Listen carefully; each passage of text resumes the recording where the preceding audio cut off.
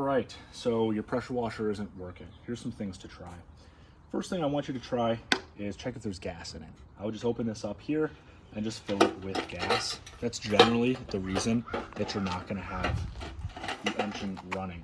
Now, some other things to try here. This valve down here, this black one, on other machines it might look a little bit different, but you have the gas lever here and then you have the choke. Gas lever could be turned off. That's the off position. Now, if that's the case, it doesn't matter how much gas you have in it, it's not getting into the engine. So you want to turn that on. Now, it also could be the choke. Now, this is the choke. Now, generally, from a cold start, you're going to want to turn the choke to the closed position, like this. Now, once it starts running, you're going to turn to the open position so that it actually runs just fine. However, sometimes, let's say if it's been sitting in a warm area or some machines just react differently, you may want to just leave the choke on. It may not start in the closed position.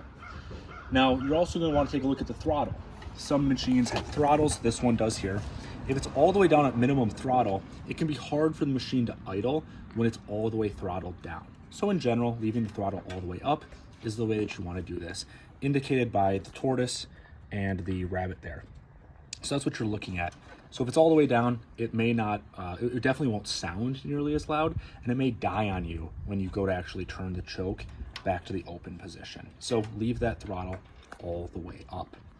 Another thing to try would be running water through the system while you're pulling the cord, right? So you want to have one hand on the wand in that closed position, leaving that water running through it, and then opening it up. Always have the water running when you are starting the machine.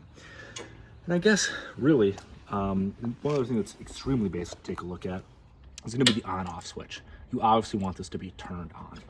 If all of these things fail, what's likely happening here is that the carburetor is gunked up or the air filter is completely gunked up, not allowing that engine to run as properly as it should. I would recommend trying all of these things first. If all else fails, if it has been running earlier that day and won't run now, let it sit in the shade, let it sit 5 or 10 minutes. It may start later again, but it could be an issue with the carburetor or the air filter, which may need replacement. I would say for now, go grab a new pressure washer from your storage unit, work with that one, and just let your division manager know, or if you are a division manager, just keep it on the list of something to do very soon, is to work on that carburetor and work on that air filter.